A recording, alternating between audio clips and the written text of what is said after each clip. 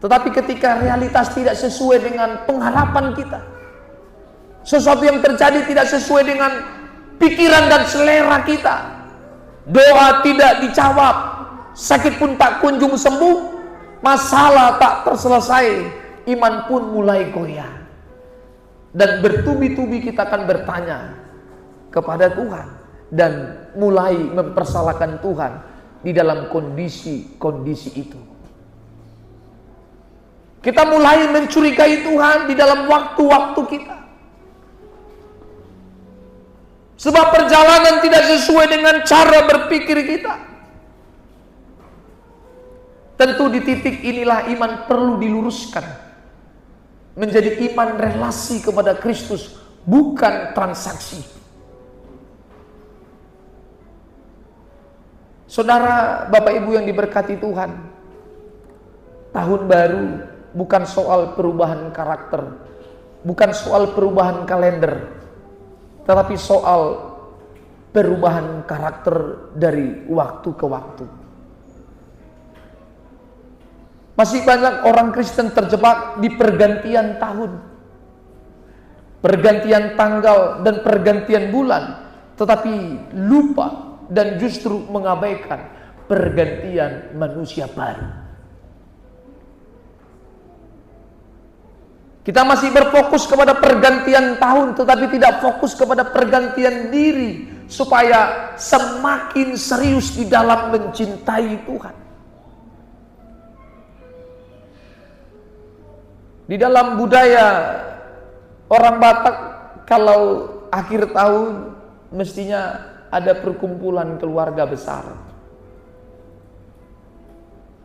Tujuannya supaya saling bersilaturahmi dan saling bertemu dari keluarga jauh, dari kondisi yang selama ini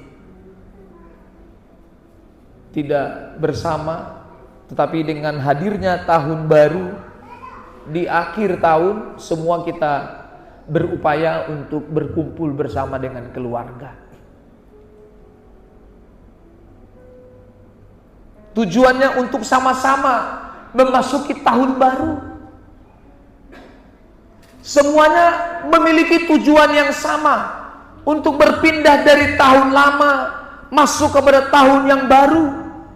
Anak kecil, orang tua, semuanya sama-sama memiliki tujuan yang sama, tetapi melupakan harus meninggalkan karakter lama dan masuk kepada karakter baru. Ini justru menjadi pengabaian di antara kita.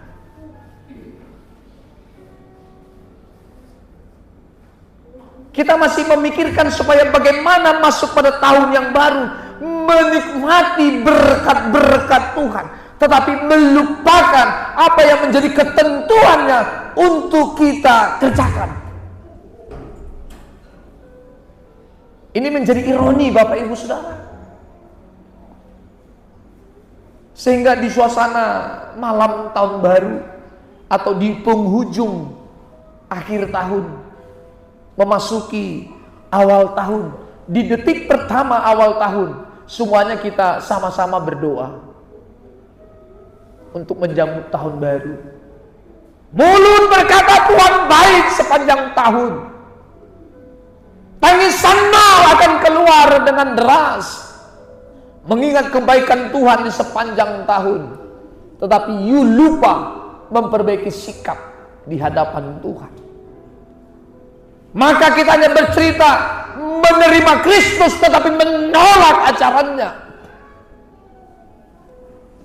Betapa kita mengagungkan Tuhan di dalam seruan nyanyian kita bersama dengan keluarga besar. Orang tua tak jarang menangis, pasti menangis.